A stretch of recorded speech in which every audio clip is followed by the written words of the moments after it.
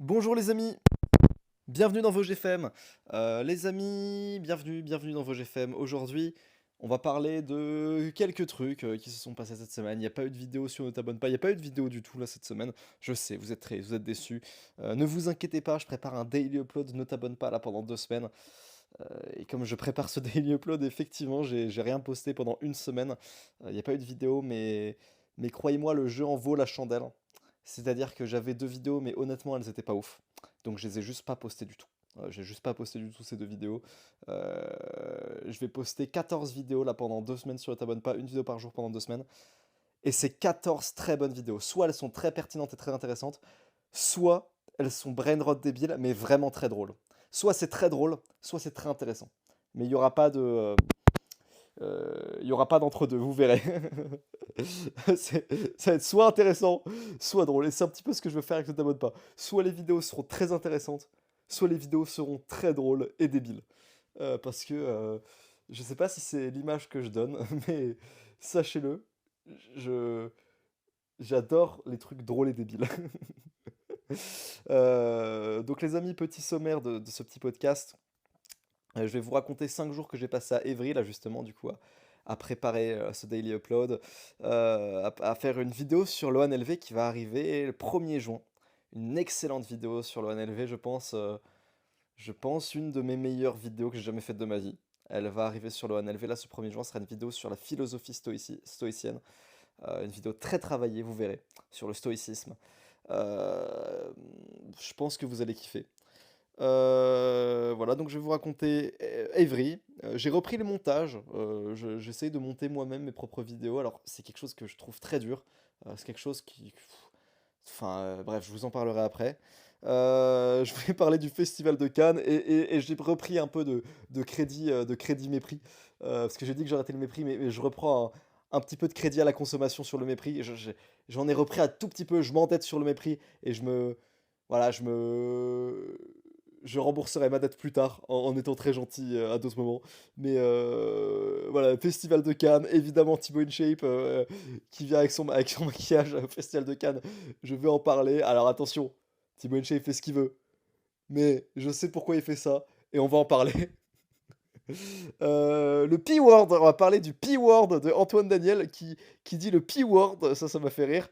Euh, et, euh, et mon gros souci business du moment. Voilà, et voilà, ce sera le podcast d'aujourd'hui, les enfants.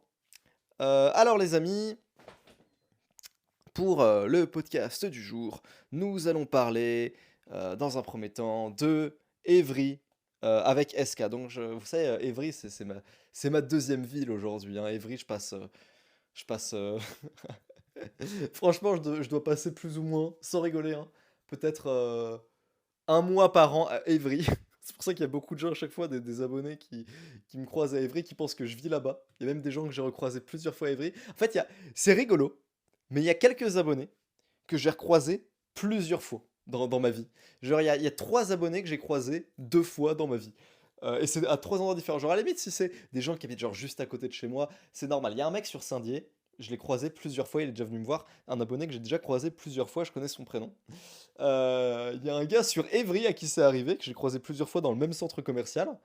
Et il y a un mec, complètement improbable, je l'ai croisé 2 fois à 2 endroits de la France différentes. Il y a un abonné que j'ai croisé une fois à Vienne, Vienne dans le Rhône, dans un magasin à Vienne. Je me rappelle encore de son nom, il s'appelle Ma... Manoé, je crois. Ah merde, je me rappelle plus de son nom. Bon, il doit s'appeler un truc genre Manoé, je crois. Bref. Euh, et je l'ai croisé au péage de Roussillon, en Ardèche. Il y a un abonné que j'ai croisé 2 fois à 2 endroits différents de la France. Et ça, c'est très drôle. Et du coup, voilà, je pense qu'il y a beaucoup de gens qui me croisent et bah, à Évry. Et bah, ils sont étonnés parce qu'ils se disent, mais Lohan, t'habites à Évry? Oui, bah, oui, Évry, c'est ma deuxième maison parce que de temps en temps, je passe 3 4 jours comme ça à Évry, chez SK. Donc Évry, qui est la pire ville de France, la ville la plus dangereuse de France. Euh, euh, C'est-à-dire, tu sors la nuit un peu tard, Je pense que t'as legit, sincèrement, je pense que tu sors seul à Évry, si tu ne connais pas la ville et que tu sais pas par où passer, t'as legit, genre un mec qui sort au hasard dans Évry pendant 30 minutes et qui ne sait pas par où passer, je pense qu'il a legit 1% de chance de se faire tuer. C'est pas une blague. Pour moi, tu ne connais pas Évry, tu sors seul la nuit dans Évry, sans connaître Évry, je pense que t'as legit 1% de chance de te faire tuer. Je le pense sincèrement. Donc, ville de malade mental. J'étais chez SK et on a beaucoup travaillé. J'ai tourné ma vidéo sur le stoïcisme là-bas. On a tourné quelques lives pour sa chaîne à lui, pour ma chaîne à moi. On a tourné des vidéos. C'était un plaisir comme à chaque fois. Et moi, j'ai toujours pas reçu ma voiture. Ça me fait chier. Ça me fait chier de ouf. Je vais vous raconter un petit peu comment ça se passe la vie avec SK quand je vais à Évry. Quand je vais à Évry, la vie avec SK, déjà on se couche extrêmement tard. Alors je suis quelqu'un qui me couche tard, moi, dans la vie, mais j'arrive à me lever tôt. Alors, bon, je vais dire que je me lève tôt, vous allez voir, vous allez être choqués parce que vous allez dire, mais c'est pas tôt du tout, Lohan, t'es un sale bâtard de youtubeur. En fait, c'est tôt relativement à l'heure à laquelle je me couche. Je me lève à 10 h le matin. C'est pour ça que j'allais dire, ouais, vous allez vous dire, mais c'est pas tôt du tout, va te faire enculer, Lohan.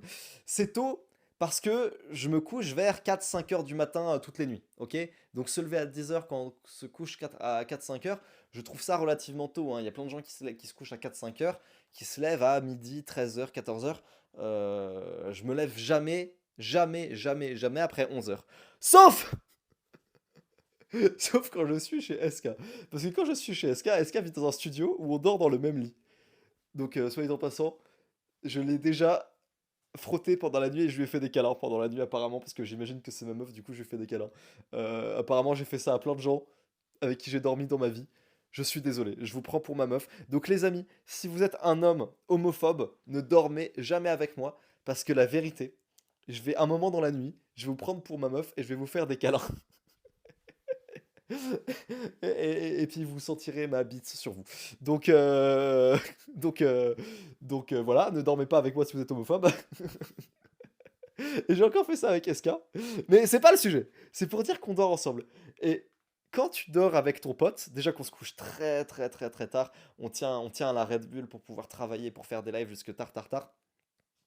Déjà qu'on se couche tard, le problème, c'est que quand tu dors avec ton pote, il y a un moment où tu te réveilles un peu naturellement. Et lui aussi va se réveiller un peu naturellement. Et puis tu vas un peu commencer à bouger. Et puis lui aussi, tu vas te rendre compte que quand tu bouges, il bouge un peu, tu vois, il se replace et tout. Ça fait du bruit. Et puis tu te demandes, tiens, est-ce qu'il dort ou est-ce que je dors ou est-ce qu'il dort pas? Et tu sais pas trop. Et en fait, lui aussi, il se dit, est-ce qu'il dort ou est-ce qu'il dort pas? Et puis, t'as pas envie de te lever parce que tu te dis, non, mais lui, il se lève pas, pourquoi moi je me lèverais? Et puis c'est chiant de se lever, je suis fatigué, j'ai envie de rester dans le lit. Sauf que lui, pareil, il est dans le lit et il a pas envie de se lever. Du coup, vous êtes tous les deux comme des cons, à être à moitié réveillés et à moitié en train essayer de vous rendormir. Et comme vous bougez tous les deux, vous arrivez tous les deux pas. Et vous osez pas trop vous réveiller parce que c'est chiant de se lever. Mais en plus, vous allez vous dire, ouais, mais en plus, lui, il va continuer à dormir alors que non. Du coup, vous vous levez à 14 heures. Et donc, on se levait à 14 heures. On mangeait à 17 heures. On mangeait un repas par jour. On faisait des pompes dans la chambre. On faisait nos lives, nos vidéos, et, euh, et puis on allait trouver un truc ouvert à 2 h du matin, pas en pleine nuit, et puis on essaie de manger notre deuxième repas à 2 h du matin. C'est d'ailleurs à cet endroit que j'ai trouvé un portefeuille abandonné. Et oui, les amis, j'ai trouvé un portefeuille abandonné la nuit dans Évry. Improbable. C'est-à-dire le mec, il a perdu son portefeuille en plein milieu de la rue, dans Évry, à 2 h du matin. Autant vous dire que je pense que dans la tête du mec, il devait l'avoir perdu le portefeuille. Il devait se dire, c'est c'est terminé, je suis cook, jamais je retrouve mon portefeuille. Donc moi je prends le portefeuille et moi je ne suis pas pauvre. Donc je rapporte le portefeuille. Je tiens à le dire, c'est pas un acte de bonté pure. Voilà, je tiens à le dire parce que certains vous doivent se dire ouais bravo Lohan, c'est un acte de bonté, t'as rapporté le portefeuille au mec, félicitations machin. Les amis, je vais vous dire la vérité, c'est parce que j'ai beaucoup d'argent. Je le pense sincèrement au fond de moi, que si j'étais pauvre, j'aurais volé, l'argent dans le portefeuille. Je le pense sincèrement. Donc, allez pas commencer à me dire: «Ouais Lohan, tu grave un bon gars, t'as rapporté un portefeuille». En fait, c'est parce que je suis riche. Genre je le sais au fond de moi, si j'étais pauvre, j'aurais volé l'argent. Donc voilà. Je trouve le portefeuille et évidemment, comme je ne suis pas pauvre, bah, enfin, on va dire que c'est beaucoup plus facile d'être, altruiste et de pas vouloir voler quand on est riche, tu vois? C'est évidemment beaucoup plus facile. Donc je trouve le portefeuille, étant donné que je suis riche, je l'ouvre pour voir à qui ça appartient. Et je tombe sur un truc de fou, je tombe sur une carte gold, je me dis: «Putain, j'aurais été pauvre, j'aurais été pauvre, j'aurais acheté du bitcoin». Mais je l'ai pas fait évidemment et je tombe sur, la carte d'identité du mec et je fais des recherches, je fais des recherches, je fais des recherches et je trouve pas plus de choses que ça avec la carte d'identité du mec. En fouillant bien dans le portefeuille, je tombe sur un post-it avec un numéro de téléphone. Donc, j'appelle le numéro de téléphone, non, j'envoie un SMS au numéro de téléphone en disant: «Bonjour, monsieur, je viens de trouver un portefeuille par terre qui a été perdu. Ce portefeuille appartient à un certain nananana», le nom que j'avais trouvé sur la carte d'identité, et il y avait ce numéro dans son portefeuille. Est-ce que vous pouvez me donner le numéro du mec pour que je puisse le contacter et lui rendre son portefeuille? Le gars me répond, il dit: «Ouais, merci beaucoup, voilà le numéro du gars, il travaille à tel endroit, vous pourrez lui rapporter aujourd'hui». Il travaille au centre commercial Le Spot à Évry, hein, pour ceux qui connaissent. Donc je fais OK. Donc le lendemain matin, je vais à Évry, je vais au Spot, heu, je trouve, quelqu'un qui travaille avec ce mec et je lui donne le portefeuille et quelques heures plus tard, je reçois un SMS qui me dit: «Merci beaucoup pour votre portefeuille. C'est très pour mon portefeuille, c'est vraiment très, très gentil, machin», et le mec me remercie, quoi, et j'étais heureux parce que je me suis dit: «J'ai fait une bonne action». Le mec a dû se dire: «C'est terminé. J'ai perdu mon j'ai perdu mon portefeuille à Évry, c'est fini. Je vais devoir faire opposition sur toutes mes cartes, machin». Le mec, il a tout retrouvé, il devait être fait. Genre, je pense que, sincèrement, tu fais tomber ton portefeuille à Évry, quelqu'un le ramasse, tu as 95 de chances de ne jamais rien revoir. Jamais. Et encore une fois, c'est pas pour me jeter des fleurs parce que je le dis honnêtement, j'ai déjà volé des trucs quand j'étais en galère. Donc je sais que si j'avais été pauvre, j'aurais volé. Mais je l'ai pas fait! Donc c'est le résultat qui compte. Mais en fait, je dis ça pour pas que vous vous dites: «Waouh, Lohan, merci, machin», et que vous me suciez. J'ai pas envie que vous me suciez parce que c'est assez banal, en fait, ce que j'ai fait. Et que n'importe qui aurait fait pareil. Dans ma position, sincèrement, n'importe qui aurait fait pareil. C'est parce que dans des positions plus difficiles, des gens font la même chose. Donc dans ma position, n'importe qui aurait fait pareil. Donc voilà, on a profité pour aller faire un son. Voilà, on a fait un son avec SK. Alors ne vous attendez pas à grand chose. C'est un son qui va sortir sur Ne t'abonne pas pour l'ouverture d'MS. Vous allez voir, on a fait un vlog au studio où on a fait un son avec SK. Mine de rien, quand même, les trois musiques que j'ai fait sur internet, c'est trois musiques qui ont du buzz, hein. La Trachance, presque 1 million de streams. Igor do Brasil avec SK, presque 250 000 streams, juste sur Spotify. Et Discord organisé, quasiment pareil, 200 000 streams juste sur Spotify. J'ai peut-être une petite carrière dans la musique. Non, évidemment, je blague. J'ai aucune carrière dans la musique, mais du coup, on a fait un nouveau son là qui va sortir pour l'ouverture d'MS. Ne vous attendez pas à grand chose. C'est un son pub promotionnel pour MS, mais moi, ça m'a bien fait kiffer de le faire. Et honnêtement, je trouve pas trop mal, du tout, pour un son genre promotionnel pub, tu vois. Genre quand les youtubeurs font des sons pour des sponsors, je trouve en général ça pue la merde. Moi, je trouve que c'est OK. Voilà, je trouve que c'est OK pour un son qui est une pub. Je trouve que c'est vraiment très OK. Ça sortira sur Ne t'abonne pas. Donc on a fait un son, voilà.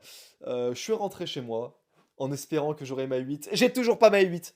Putain, quelle horreur, le carrossier met 1000 ans à changer des jantes, j'ai envie de me tuer. J'ai envie de me tuer. Je pense que d'ici le prochain VOGFM, ce sera bon, hein. Je pense qu'au prochain VOGFM sera bon. Mais bon, au prochain VOGFM, je serai en daily upload sur Ne t'abonne pas, donc j'aurai pas le temps de rigoler en fait. J'aurai même pas le temps de kiffer avec ma voiture. Mais bon, c'est pas grave. Euh, donc voilà. Prochain point, j'ai repris le montage. Oui, j'ai repris le montage sur Premiere Pro. Alors, il faut savoir un truc, c'est que ça fait legit peut-être 6 ans que je monte plus rien sur YouTube. À l'époque, donc les dernières fois que j'ai monté, c'était les vidéos trash, certaines vidéos trash Bandicoot, c'est moi qui les monté. Je crois que la toute dernière vidéo trash Bandicoot que j'ai montée, c'était une vidéo qui s'appelait Combien valent ces monnaies de jeux vidéo dans la vraie vie? Je crois que c'était la vidéo que j'avais, je crois que c'était la toute dernière vidéo que j'avais montée sur Trash. Et waouh, ouais, je dois dire que je pensais que ce serait facile, que j'arriverais à reprendre parce que j'étais très très bon monteur à l'époque. Mais à l'époque, j'étais très très bon monteur en 2020. Sauf que le niveau du montage sur YouTube, je dois le dire, là, ces derniers temps, le niveau des monteurs, il a fait x5 en 6 ans. Là, en 6 ans, le niveau a fait vraiment x5 et je me suis retrouvé complètement largué sur la version 2026 d'Adobe Premiere Pro. Euh, j'ai dû suivre des tutos et tout.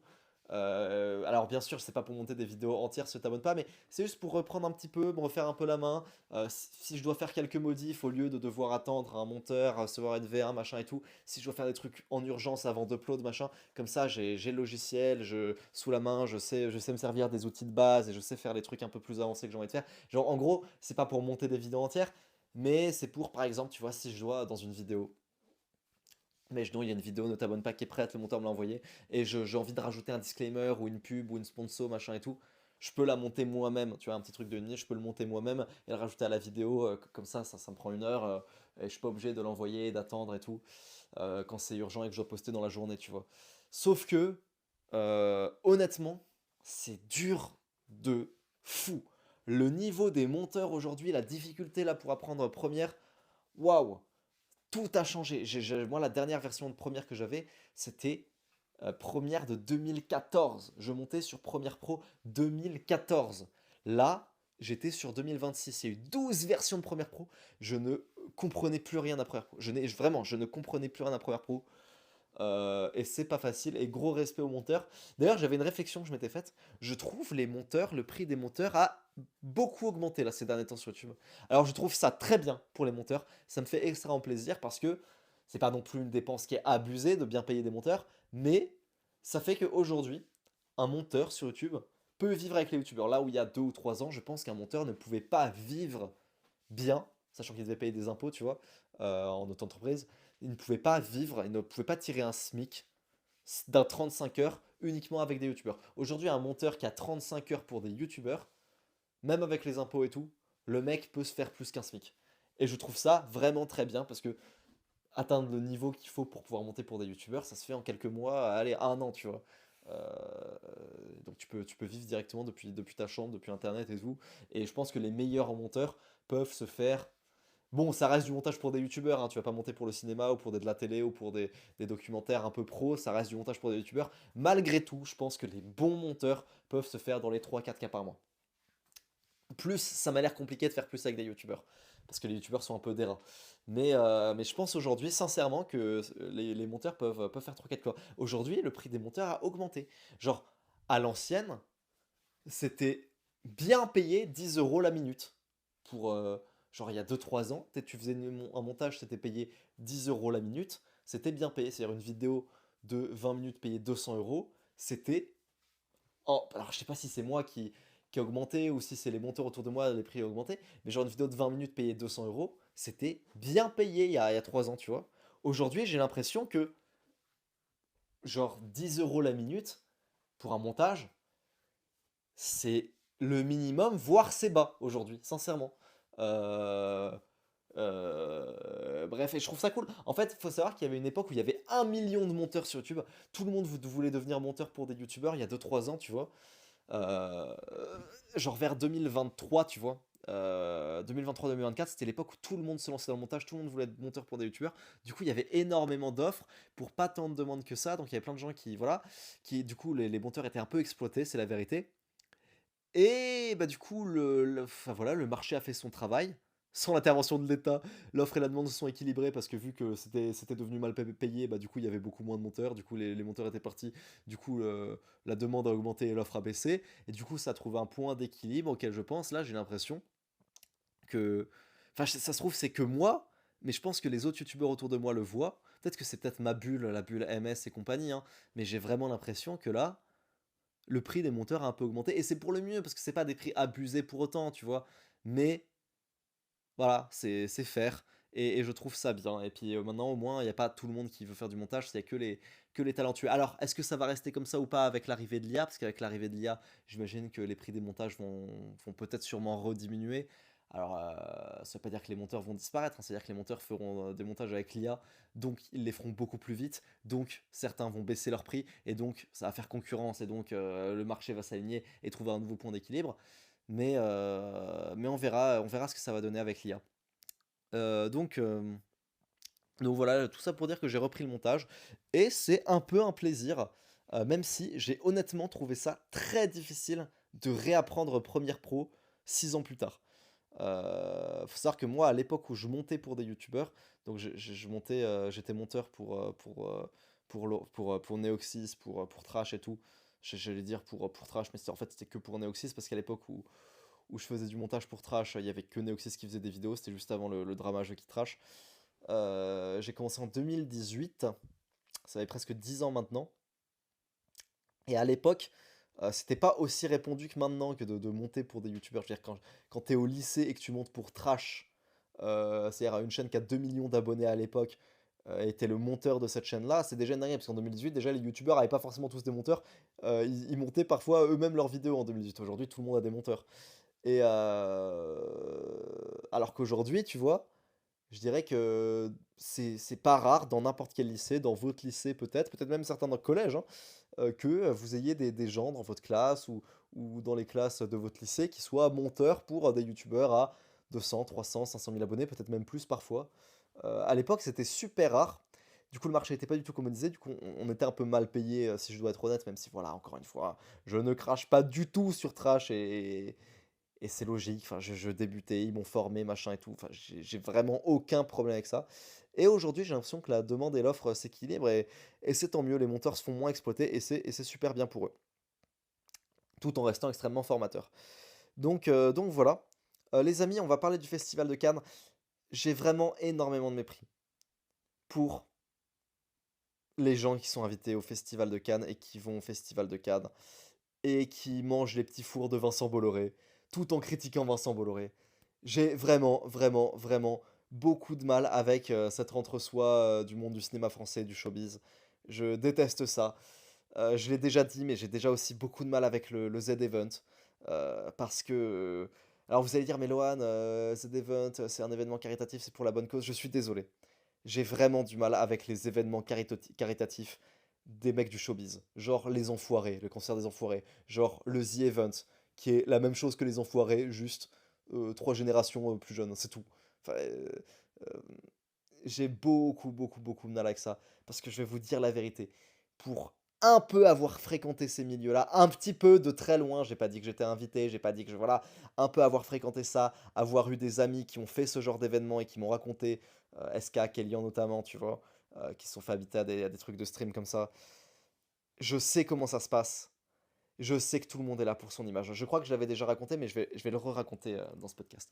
Il y avait cet événement il y a un an plus ou moins à Lyon, le stream génial, avec plein de streamers, et il y avait Kellyan et Aska qui étaient invités. Alors faut savoir que, pareil, j'avais été invité par Kellyan également, mais j'ai pas pu venir à cet événement, et au final je suis assez content de pas y être allé parce que euh, honnêtement je sais que j'aurais pas kiffé, ça avait pas l'air bien, honnêtement, je sais que j'aurais pas kiffé et je vais vous raconter pourquoi. En fait, il y avait Anime qui était invité. Anime, au moment où il commençait à péter, il était invité à cet événement, le stream génial, donc il streamait avec tout le monde. Euh, voilà. D'ailleurs, Anime, j'ai rien à dire sur lui, hein. Moi, c'est quelqu'un que j'apprécie globalement, même si je le regarde pas. C'est quelqu'un qui m'évoque sincèrement de la sympathie, tu vois. Et puis Kélian m'a dit que le soir, ils sont rentrés ensemble à l'hôtel, ils avaient discuté en marchant, en rentrant du stream. Et Kélian m'a dit qu'Anime était très très gentil. Donc je le crois, sincèrement. Je me fie au jugement de Kélian. Euh, mais il se trouve que Anime avait un peu le somme d'être venu parce qu'il voulait pas trop venir, quoi. Ça se sentait qu'Anime voulait pas trop venir parce que il l'avait annoncé, mais il savait pas s'il allait y aller. Puis il avait dit oui pour y aller, mais c'était à l'époque où il avait pas encore pété. Puis c'était au moment où il commençait à péter, il y va. Sauf que c'est genre à l'époque le streamer le plus gros de la France en entière. Et les streamers qui étaient invités au stream génial, c'était un peu des petits streamers, genre SK Kellyan qui faisait entre 200 et 600 viewers, on va dire, pour la grande majorité. Ce qui est pas rien hein, sur Twitch, mais ce qui était considérablement que dalle par rapport à Anime, sachant que tu vois, bah, du coup à l'époque, au moment où Anime avait dit oui, bah, il faisait partie de ce milieu-là, sauf qu'au moment où l'événement a eu lieu, bah, c'était le plus gros streamer français. Du coup, il avait un peu le somme de venir. Et puis, il y a eu un drama autour de, je sais plus quoi, la boîte qui faisait payer les dédicaces avec les youtubeurs 25 euros à des enfants. Les streamers étaient pas au courant, et ça fait scandale. Et du coup, Anime, pendant l'événement, commence à faire un gros drama, genre, mais c'est quoi cet événement de merde et tout? L'ambiance, elle pue la merde, et en plus, ils font payer sans l'accord des streamers à des enfants des dédicaces à 25 euros. Non, mais la honte, machin et tout. Et à ce moment-là, je me rappelle parce que j'étais en appel avec Kellyan Laska, il me racontait tout ce qui se passait en direct. À ce moment-là, tous les youtubeurs, tous les streamers qui faisaient genre 100, 200 viewers, qui étaient des nobody, genre les gars, je vais vous dire un truc, 100, 200 viewers, c'est ce que je fais sur Twitch. Moi, je fais 100. Je fais 100 sans jamais puber le Twitch. Jamais de la vie, j'ai pubé mon Twitch. Moi, je fais 100 viewers sur Twitch constant, tu vois. Parfois plus, pas. Même une fois, j'ai fait 200, même une fois, j'ai fait 300, tu vois. C'est ce que je fais. Je suis un nobody, les gars. Et la vérité, les mecs étaient là en mode non mais par contre c'est n'importe quoi, j'espère que vous allez nous dédommager, c'est intolérable pour notre carrière. Mais fils de pute, en fait, comment ça pour ta carrière? T'étais pas censé faire un stream pour la Palestine, machin, je sais pas quoi? T'étais pas censé récolter des dons pour la bonne cause, je sais pas quoi? Non, ça y est, tu veux partir de l'événement. Les mecs se disaient ouais, je sais pas si je serai là demain et tout. Et tout le monde disait ça, tout le monde était en mode ouais, je sais pas si je serai là pour mon image, non mais c'est vraiment mauvais, vous vous rendez compte, machin. Pendant que t'avais toutes les daronnes bénévoles qui, euh, qui était en train d'organiser l'événement. Et je suis très content que SK et Kelly, on n'était pas du tout comme ça, et ça me fait vraiment plaisir. Alors, et pas tous, hein, pas tous les streamers, mais franchement, la plupart, c'est-à-dire plus de 50% des streamers, étaient en mode ouais, je sais pas si je vais revenir.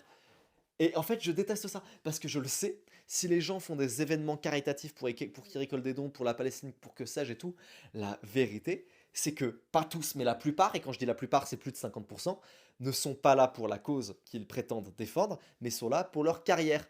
Et ça me dérangerait pas, à la limite, si c'était pour leur carrière, mais que voilà, ils donnaient machin et tout, et que c'est leur argent. Sauf que c'est même pas leur argent. Ils demandent à des prolos, c'est le même concept que les enfoirés, c'est tous les enculés du showbiz qui se réunissent et qui vont voir les prolos et dire donner pour la bonne cause. Et ils disent donner pour la bonne cause. Mais, mais t'es riche, pourquoi tu donnes pas toi, connard? Je les déteste. Je les déteste, et tout ce qui est les événements caritatifs du showbiz, le festival de Cannes dans une moindre mesure, mais déjà un peu moins, parce qu'il y a moins ce côté hypocrite au festival de Cannes, parce que même si c'est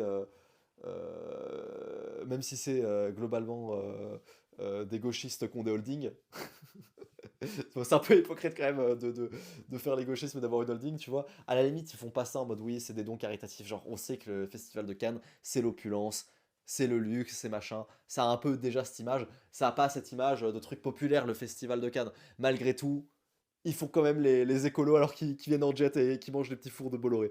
Mais bon, voilà, j'ai du mépris pour tout ce qui est les gens du showbiz qui se réunissent et qui disent aux prolos de faire des dons. Vraiment, j'ai beaucoup de mal. J'ai beaucoup de mal avec le fait aussi de faire des dons en public. Euh, Quand je fais des dons, et j'en fais pas souvent, donc je le dis, hein, j'en fais pas souvent, c'est pas pour me vanter que je dis ça, pas du tout, j'en fais très peu des dons. Mais quand je le fais, et ça m'arrive d'en faire, je ne le dis pas, ok? Je ne le dis pas du tout. Euh, et j'estime toujours le faire vraiment pour des causes qui semblent importantes. Et ça veut pas dire que je le fais souvent. Pareil, allez pas croire que je suis un mec super sympa. Je le fais parce que je suis riche, et je t'ai pas riche, je le ferai pas. Et encore, je donne pas tant que ça, proportionnellement à combien je gagne. Mais j'essaye un peu. Et je me filme pas quand je le fais, quand je suis pas un sale enculé de merde. Voilà. Tout ça pour dire que je j'aime pas trop ce festival. Mais ce qui m'a vraiment fait rire, moi, c'est Thibaut InShape. Thibaut InShape qui vient maquiller au festival de Cannes. Et j'ai aucun putain de souci avec le fait que des hommes se maquillent. D'accord? Moi-même, m'est déjà arrivé de mettre du fond de teint pour quand je dois faire des émissions, des trucs, des machins. Ça m'est déjà arrivé de mettre du fond de teint. Alors bien sûr, c'est pas du tout la même chose que Thibaut InShape qui a mis du rouge à lèvres, du eyeliner, du machin et tout. Euh, euh, mais à la limite, je m'en fous, tu vois. Ce que j'aime pas, c'est que je sais pourquoi il a fait ça. Ce que j'aime pas avec le fait que Thibaut James soit venu maquiller au Festival de Cannes, c'est que je sais qu'il a fait ça. Il a fait ça, un, pour faire parler, deux, pour pour se faire apprécier des gauchistes de Twitter et d'Instagram. Genre, il a juste fait ça pour faire réagir quelques mascus sur internet qui disent non mais t'as pas honte et tout, faire des quotes tweets et des tweets cités où il dit non mais rendez-vous compte qu'un homme a le droit de se maquiller, machin. Et puis t'as Justificat qui dit moi je trouve ça super viril, un homme qui se maquille, machin. Thibaut InShape qui dit ouais je slay trop avec l'emoji vernis à ongles. Putain. Mais moi, je vois la manœuvre. Je vois la manœuvre gros comme une maison. Genre, je me dis, mais non, c'est pas possible. C'est pas possible que, que les gauchistes le pardonnent. C'est pas possible que les gens disent, je sais pas quoi. Et donc, j'ouvre les réponses, tu vois. Genre, je me dis, mais non, mais Thibaut Inchep qui fait ça. Mais, comment ça? genre, le mec, bref, il peut pas être premier degré en faisant ça. Genre, je vois la combine gros comme une maison, tu vois. Et j'ouvre les commentaires. Et je vois tout le monde qui est en mode waouh, Thibaut InShape, en fait, c'est le GOAT. Ah, je l'ai mal jugé, en fait, c'est un roi, ce mec. Mais il vous en faut si peu! Il vous en faut si peu! Putain de merde! Mais c'est bon! C'est bon! Quand ma carrière sera détruite, je saurai quoi faire pour me faire pardonner. Il en faut si peu aux gens. Alors, encore une fois, le problème n'est pas qu'il se maquille. Genre, je m'en bats les couilles qu'il se maquille, il fait ce qu'il veut. Le truc, c'est que je sais exactement pourquoi il fait ça. Et, et ça marche. Et je crois que je crois que ce qui m'a vraiment énervé, c'est que je me dis, putain, j'ai fait une story pour ceux qui ont vu. J'ai fait, ah ouais, il veut vraiment se faire inviter au GP Explorer. Genre, oui, quand il dit, ouais, je slay de fou, machin, tu sais, avec l'emoji vernis angle. Moi, tu sais, je suis en mode, mais, mais comment les gens peuvent tomber dedans? Comment les gauchistes peuvent être si simples? Tu vois? Et j'étais vraiment, mais c'est dingue! C'est dingue! Il suffit de mettre un peu de maquillage, de dire je slay, de répondre à deux mascus qui disent des trucs débiles sur internet en disant des trucs logiques, et ça y est, tu te fais pardonner! Mais moi aussi, je veux me faire pardonner! Moi aussi! Non, mais je rigole, mais bon, ça m'avait fait rire. Ça m'avait fait rire dans la même veine. Dans la même veine, je voulais parler de Antoine Daniel qui a dit le P-word. Les amis, est-ce que vous avez vu ça? Antoine Daniel en stream qui s'énerve, qui fait oh sale P. Il allait dire PD. Il allait dire PD. Il allait le dire. Il allait le dire, je sais qu'il allait le dire. Et en fait, il dit non, excusez-moi. En fait, je voulais dire pétasse. Je voulais dire pétasse et pas le P-word. J'allais pas dire le P-word. En fait, ce qui me fait extrêmement rire dans ce clip, c'est le fait qu'ils disent P-word. Comment ça, P-word? Genre, co- comment ça, P-word?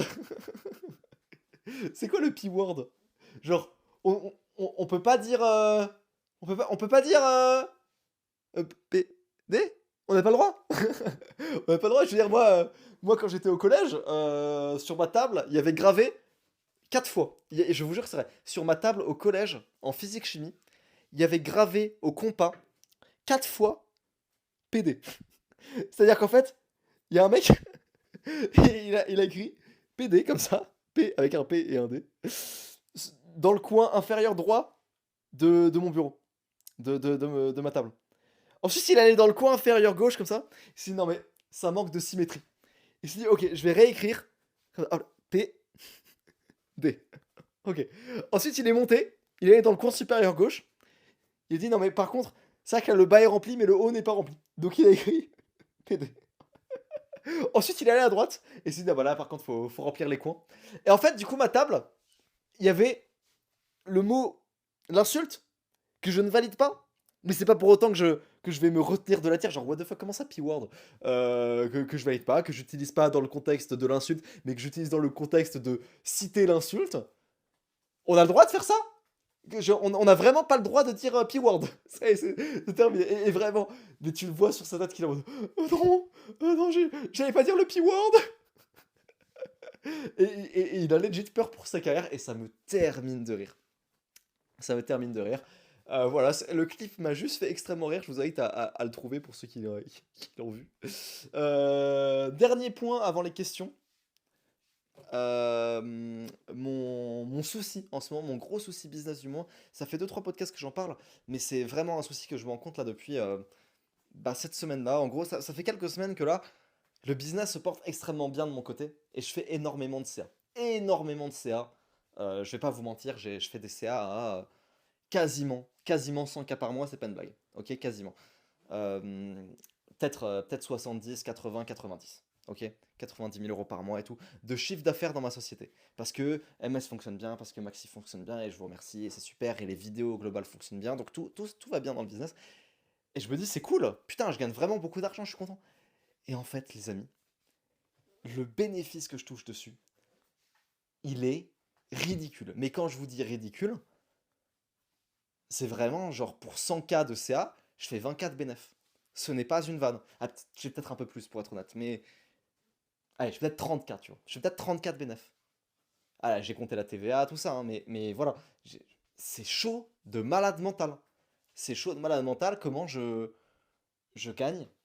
J'ai vraiment très très peu. Et pour 70, c'est encore moins. Pour 70, je gagne vraiment pas tant que ça. Et je suis un peu choqué. Et du coup, je me dis, putain, je dépense trop. Je dépense trop parce que voilà, je vends de l'accompagnement, de la formation, et forcément, il faut payer des gens avec ça, de la maintenance, des logiciels, des gens, il faut que je paye les monteurs et tout. Et je regarde mes dépenses, je scrute mes dépenses, mais ligne par ligne, et je trouve que j'ai aucune dépense superflue, ce qui est mon gros problème. Genre, si à la limite j'avais des dépenses où je disais, putain, ce mec-là, je le paye trop à rien foutre et tout, machin, il y en a quelques-uns comme ça, mais c'est pas tant d'argent que ça que je paye trop, tu vois.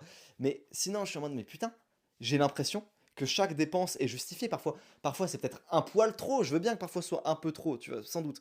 Mais vraiment, je regarde chaque dépense, chaque ligne, et je suis en mode, ça c'est pas injustifié, ça c'est pas injustifié, c'est pas injustifié. Les monteurs, ok, ils sont bien payés, mais en même temps, c'est pas abusé non plus. Et puis, et puis ils sont talentueux, donc c'est normal de les payer correctement. Je regarde tout, et je me dis, merde, je gagne énormément, mais j'ai énormément de dépenses, et je ne sais pas où est-ce que je peux réduire. Et je suis face à un mur. Et ce qui me fait peur, c'est que je sais que là bientôt des gens vont me demander des augmentations. Et je vais devoir dire non. Ou alors que je vais devoir vraiment les modérer énormément. Parce que je ne gagne pas assez d'argent pour faire fonctionner mon business. Et pourtant, le business marche de fou. J'ai énormément de clients. Là, j'ai jamais fait des mois aussi élevés, j'ai jamais eu autant de clients, jamais eu autant de nouveaux inscrits sur MS ou sur Maxi et machin. Genre là, le business tourne de malade mental. Je suis dans mon prime, là, je fais beaucoup de vues sur Ne t'abonne pas et tout, je fais beaucoup de vidéos. Mais, pareil, j'ai lancé le Instagram de YouTube Maxi qui marche bien, mais je fais pas tant d'argent que ça. Et ça me rend très... Alors bien sûr, ça va. Genre, je suis vraiment, vraiment pas à plaindre du tout, je le sais très bien. Là, je vais bientôt m'acheter... euh, des nouveaux appartes D parce que je suis en train de visiter un immeuble avec plusieurs appartes à l'intérieur. Euh, mais je sais que je pourrais faire tellement plus et que voilà. Et je me demande sincèrement comment font les gens qui vendent de l'accompagnement pour quand quelqu'un te paye 1 000 euros, tu gardes 1 000 € ou 800 € parce que tu dois payer des gens talentueux, parce que tu dois payer des. Genre, si tu fais du coaching, tu dois payer des coachs. Sauf que tu dois pas payer des coachs de merde, tu dois payer des coachs qui ont 100 000 abonnés. Du coup, les coachs qui ont 100 000 abonnés, ils te demandent beaucoup d'argent parce que sinon, ils seraient juste pas coach, ils feraient que des vidéos. Genre, et ils ont raison. Et si tu veux pas des coachs de merde, bah il faut payer cher. Et du coup, il faut payer des gens connus. Et enfin, c'est dur. C'est waouh. Le business est difficile, les amis. Et bref, c'est mon énorme souci, hein, du moment. J'ai un CA énorme. Vraiment, je trouve que mon CA est vraiment bien. Je trouve la boutique tourne super bien. Mais le BNF est pas ouf du tout. Et je ne comprends pas pourquoi. Parce que quand je regarde dans le détail ligne par ligne, j'ai pas l'impression qu'il y ait des dépenses injustifiées. Vraiment. Puis vous allez me dire, ouais, mais ça se voit, tu voyages, tu fais des restos. Même pas. Même pas. Même pas. Je fais pas des restos en société, je fais pas de voyage en société. Si, ça m'est déjà arrivé, mais vraiment, c'est très, très, très, très, très peu. Peut-être une fois par mois, tu vois. Pas de, enfin, un resto par mois et peut-être un voyage par an, c'est tout. Même pas. Je ne comprends pas. Alors, s'il y a des gens qui peuvent m'aider, mais je sais même pas comment vous pouvez m'aider parce que je regarde chaque dépense, je trouve qu'il n'y a rien d'injustifié. Euh, et bref. Et ça me fait peur parce que je peux très difficilement augmenter des gens là actuellement. Parce que j'ai un souci de marge en fait. J'ai un gros souci de marge. Je suis dans un business où il y a énormément de marge. Et moi, je ne comprends pas comment les autres infopreneurs, influenceurs, coachs, machin, font des marges. Genre, enfin, à part augmenter mon prix, à part augmenter mes prix, bien sûr, si je pourrais augmenter mes prix pour avoir plus de marge. Mais ça m'embête énormément et ça me fait un peu peur aussi. Je dois vous avouer que ça me fait peur d'augmenter mes prix. Sur MS, je peux, parce que MS, c'est pas cher, mais sur Maxi, ça me fait peur. pour être tout à fait honnête, et peut-être que c'est la solution. Mais ça me fait un peu peur, donc je sais que je le fais, mais je le fais un peu trop timidement. J'augmente de 200-300 € à chaque fois, tu vois? Mais il faudrait que j'augmente de genre 1 000 €, tu vois? Un accompagnement à 1 000 €, tu vois? De plus, bam, tu payes 3 000 € et tu te fais accompagner sur ta chaîne. Tu te fais écrire tes textes par Kato, enfin, pas tu fais pas écrire tes textes, mais tu fais écrire tes textes avec Kato Minor. Tu montes avec SK, t'as des retours en permanence tous les jours, t'as la coach vocale, machin. Et là, je mange bien. Là, je mange bien. OK, mais ça me fait peur de faire ça. Je vous mens pas, ça me fait peur. Voilà, bon, c'est mon souci du moment, je voulais vous le partager. Ça fait que je sais que je vous en ai parlé un peu plusieurs fois, mais là, vraiment, je m'en suis aperçu cette semaine. C'est que vraiment, il y a aucune dépense inutile. Aucune. Il y a peut-être des fois où effectivement je paye un peu trop des gens, mais enfin, c'est pas le tout en fait. Genre, ça, globalement, globalement, même si je baisse, ça changera pas grand-chose, tu vois. Et finalement, je comprends l'État français. Putain, je comprends pourquoi il y a beaucoup de dépenses en fait. T'as l'impression, quand tu regardes individuellement, tu te dis putain, mais j'ai besoin de tout. J'ai besoin de tout et il y a rien que je peux enlever techniquement. Ouais, c'est bon, voilà. Les amis, on va passer aux questions de la semaine. Putain, j'ai encore pas préparé les questions de la semaine, ça m'énerve. J'aurais dû les préparer avant. Pourquoi je l'ai pas fait? Ok, les amis, c'est pas grave. Je vais prendre un peu de temps là juste pour regarder les questions. Et, euh, et je vais vous dire. Je vais vous dire. Laisse-moi te poser une question intéressante sur un sujet dont tu n'as jamais parlé. Tu te dis progressiste, mais es-tu transhumaniste? Que penses-tu de l'immortalité cérébrale? Oui, je valide. Moi, je valide vraiment l'immortalité, le transhumanisme et tout, le fait de se mettre des pilules dans le cerveau, des puces dans le cerveau. À chaque fois que je dis ça, les gens sont en mode oui, mais non, mais t'as pas peur qu'en fait on te manipule et tout. Non, mais d'accord. Bon, on part du principe que c'est des puces qui t'améliorent vraiment et pas qui a un effet caché qui te nerf, en fait. Et oui, je le fais. Voilà. Oui, je le fais. Mais pas genre. Enfin, oui, évidemment. Euh, Moi, je vous le dis, j'en ai parlé à SK qui ne comprenait pas ça, mais je pense que c'est parce que lui est croyant et moi pas. Enfin, je suis croyant, mais je crois pas au paradis, à l'enfer. Voilà, lui il croit au paradis, à l'enfer. Moi, je ne crois pas au paradis, à l'enfer, même si je crois en Dieu. Euh, il, il me disait, SK, que lui, il, il avait pas peur de mourir, ou pas tant que ça peur de mourir. Je me dis qu'il a un peu peur de mourir, mais pas tant que ça peur de mourir. Et moi, je lui disais que si j'avais un pouvoir, ce serait, euh, ce serait de devenir immortel. Si je pouvais choisir un pouvoir, ce serait d'être immortel. Parce qu'on a vu le film Obsession, là. Le film d'horreur Obsession avec la meuf qui tombe amoureuse d'un incel de malade mental et qui veut le buter et tout. Terrifiant ce film d'horreur. J'ai jamais eu aussi peur de ma life que devant un film d'horreur. Terrifiant. Voilà, je vous conseille le film Obsession si vous voulez vraiment avoir peur. Je n'ai jamais eu aussi peur de ma vie devant un film. Voilà. Moi, les amis, je vous le dis complètement. Si j'avais un pouvoir, là, ce serait d'être immortel. Immortel. Bon, après, là, on va me dire, oui, mais Loan, si t'es immortel, tu vas vivre l'ère glaciaire, la fin de l'humanité, dériver dans l'espace infini. Oui, bon, d'accord, bon, immortel, mais avec la possibilité de me suicider si je veux. Ok? Mais oui, moi, mon rêve, ce serait d'être immortel. Si j'avais un pouvoir, je voudrais être immortel. Ça me fait extrêmement peur, la mort. Que penses-tu de l'économiste Charles Gave? Ah, bah, il a raison quand il parle d'économie. Il a complètement raison quand il parle d'économie. Sur d'autres trucs, non, mais quand il parle d'économie, bah, c'est un libéral et moi je suis complètement d'accord avec lui. Aurais-tu supprimé le podcast avec Fatih car je ne le trouve plus sur YouTube? Non, Crucigote, je ne l'ai pas supprimé. Regarde sur Spotify peut-être. Parfois YouTube me fait chier avec le podcast, c'est peut-être pour ça. Crois-tu en la vie après la mort? Hmm, Compliqué comme question. J'ai vraiment tendance à croire, depuis le dernier podcast, comme je vous l'ai parlé, que la conscience est fluctuation quantique de l'univers et existe indépendamment de notre corps. Et donc la conscience, comme fluctuation quantique, pourrait se loger dans un autre corps, tu vois, ou rejoindre une sorte de conscience collective. Il y a cette très belle vidéo de Kurs Gesak, peut-être que vous l'avez déjà vu, qui parle de The Egg Theory, la théorie de l'œuf, qui dit que quand tu meurs, ta conscience, elle vient dans un autre humain, d'un autre temps. Ça peut être un mec dans le passé, un mec dans le futur, et qu'en fait, tous les humains, c'est juste une seule et même conscience qui a vécu plusieurs expériences et tout. Ça va un petit peu avec ce que je disais dans le dernier podcast sur la conscience qui est fluctuation quantique de l'univers. Ça, d'une certaine manière, oui, je pense. Je pense qu'il y a une vie après la mort. En tout cas, l'expérience de la conscience ne s'arrête pas à la mort physique. Voilà ce que je pense. Une vie après la mort, je sais pas. Je sais pas si on pourrait qualifier ça de vie après la mort, mais je pense sincèrement que l'expérience de la conscience ne s'arrête pas à la mort du corps physique. Voilà, c'est ce que je pense. Ça, j'en suis pas sûr, parce que c'est compliqué d'être sûr, mais je le pense sincèrement.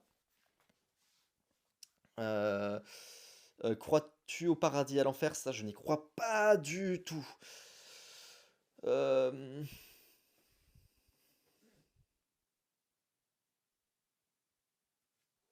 Bonjour MS, bonjour Lohan, ma question, est-ce qu'il est possible de vivre de YouTube en 5 ans si on a un personal branding de près? Et MS pour le feedback évidemment, même en moins de 5 ans, je veux dire, tu des mecs sur MS. Ouais, je voudrais faire une dédicace à des mecs sur MS, à un clan qui s'appelle la PSM sur MS pour Prism, qui sont des youtubeurs, Chat Science, il y a Chat Science, il y a Catominor, il y a Nathan Adracé, il y a Cam, il y a Julius, voilà, qui sont des youtubeurs aujourd'hui qui ont beaucoup d'abonnés, hein. Il y en a certains qui ont plus de 100 000 abonnés, là, dans les que je vous ai cités. Il y en a certains qui ont dans les 30, 40, 50 000 abonnés. Sachez-le, tous ces mecs-là, tous les mecs de la Prism, c'était des gars qui ont commencé à zéro sur MS, je crois, hein. Peut-être que Cam et Catominor ont pas commencé à zéro, je suis pas sûr. En tout cas, je sais que Chat Science, tout ça, qui a plus de 100 000 abonnés, Nathan aussi, ils ont vraiment commencé à zéro sur MS. Et aujourd'hui, ils en vivent et en moins de temps que ça. Et je vais vous dire un truc, ce qui m'a régalé, c'est pour ça que je voulais vous en parler, c'est qu'ils ont fait une coloc là récemment. Donc c'est un groupe de youtubeurs qui se sont rencontrés sur MS, qui sont devenus potes sur MS, qui ont créé un clan sur MS, et que maintenant ils ont fait une coloc maintenant qu'ils ont percé. Et ça me rend tellement heureux. Donc voilà, je voulais les dédicacer, les beaux gosses. Et donc, oui, en moins de 5 ans, évidemment. Après, si t'as 15 ans, 15 ans, je sais pas. Ah non, pardon, t'as pas dit que t'avais 15 ans, excuse-moi. Euh, Pourquoi l'hypothèse selon laquelle on vit dans une simulation n'est pas si absurde? Bah pour moi, elle n'est pas absurde du tout. Euh, et l'argument de la superposition quantique, quand on regarde pas les atomes, le fait que les atomes ne chargent pas dans la simulation quand on ne les regarde pas, et au moment où on les mesure, où on les regarde, ils choisissent un état. Pour moi, c'est justement une preuve qu'on vit dans une simulation, tu vois. Enfin, pas une preuve, c'est un argument qui fait qu'on pourrait se dire qu'on vit dans une simulation parce que bah, quand tu regardes pas la map a pas besoin de charger derrière toi ou de charger des textures à l'échelle microscopique. Euh, Moi, je veux bien y croire.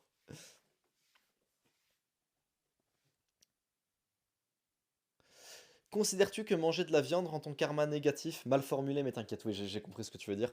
Est-ce que c'est intrinsèquement mauvais de manger de la viande? Je pense sincèrement que si on peut s'en passer, sachant que c'est de la souffrance inutile, parce qu'encore une fois, vous pouvez trouver tout ailleurs, tout ce dont votre corps a besoin, vous pouvez le trouver ailleurs. Il n'y a rien que vous ne puissiez pas trouver ailleurs que dans la viande.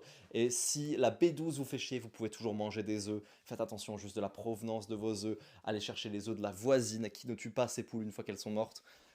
Euh, on peut tout trouver ailleurs que dans la viande. Vraiment, on peut tout trouver ailleurs naturellement que dans la viande. Et,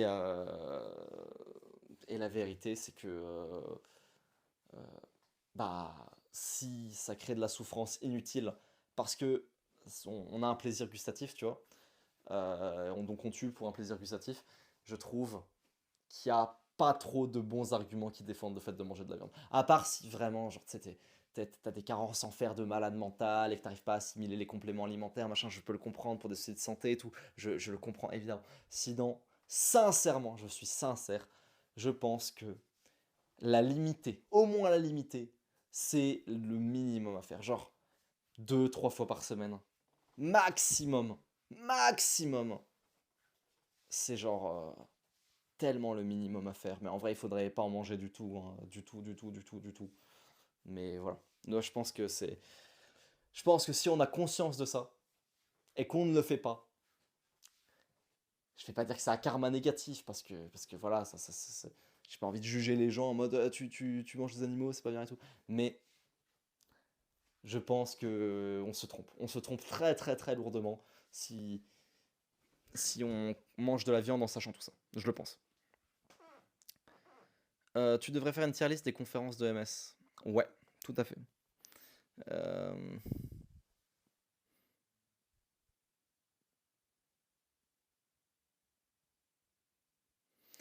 Euh, bon, voilà. J'ai pas de plus de choses à dire. Les amis, merci beaucoup. pour ce podcast, c'était un plaisir. N'oubliez pas, MS réouvre du 1er au 7 juin, donc soyez dispo du 1er au 7 juin. L'été, c'est le moment de lancer sa chaîne YouTube parce que, en fait, les youtubeurs ne font pas de vidéos l'été en général, ce qui est complètement con, mais les youtubeurs font très peu de vidéos en été, alors que c'est là où tout le monde regarde des vidéos. Tout le monde a du temps et tout. Les amis, si vous voulez lancer sur YouTube, l'été, c'est souvent un des meilleurs moments pour le faire. Si vous aviez un jour eu un projet de chaîne YouTube que vous avez toujours eu envie de faire, que vous avez jamais fait, que vous avez jamais terminé, que vous avez fait une vidéo et que vous êtes arrêté, ou alors que il y avait tel sujet dont vous vouliez parler, telle niche et tout, vous avez jamais fait, mais vous avez eu l'idée, les gars, ça va être le moment cet été de le faire. Et faites-le avec MS. MS, on est très très bon chaque début de saison, on est là pour aider les débutants à se lancer, on fait des challenges, tous les soirs il y a des pros en vocal pour qu'ils puissent répondre à vos questions, vous faire des retours sur les vidéos, vous aider sur plein d'aspects de la création de contenu. Les amis, vraiment, ne manquez pas cette ouverture d'MS saison 7 du 1er au 7 juin. Vous allez voir, il y aura une vidéo LoanLV qui sera excellente qui va sortir le 1er juin et un daily upload qui va commencer une semaine avant, pendant toute la semaine, sur Ne t'abonne pas. Voilà les amis, j'ai hâte de vous y voir. Pour ceux qui sont déjà sur MS, bah, je vous vois à la prochaine soirée dans quelques semaines. Voilà. Et ouais, la soirée de la saison 6 aura lieu le 26 juin, donc je sais ça va être la soirée de la saison 6 aura lieu pendant la saison 7 et pas à la fin de la saison 6 comme prévu. Le problème c'est que si on la faisait à la fin de la saison 6, c'était le moment où genre fin mai, tu vois, c'est le moment où tout le monde a ses examens et il y aurait eu personne, donc tous les étudiants, tous les machins, ils auraient pas pu être là. Donc on a décidé de la faire le 26 juin au début de la saison 7. Bon, ça change rien, hein, mais bon, voilà. Donc la soirée de la saison 6 sera début de la saison 7, 26 juin. J'ai hâte de vous y voir, ceux qui sont déjà sur MS. Et c'est à Paris comme d'habitude. Et toutes les infos sont données par Remax ou sur MS TV. Voilà, je vous fais des gros bisous et ciao.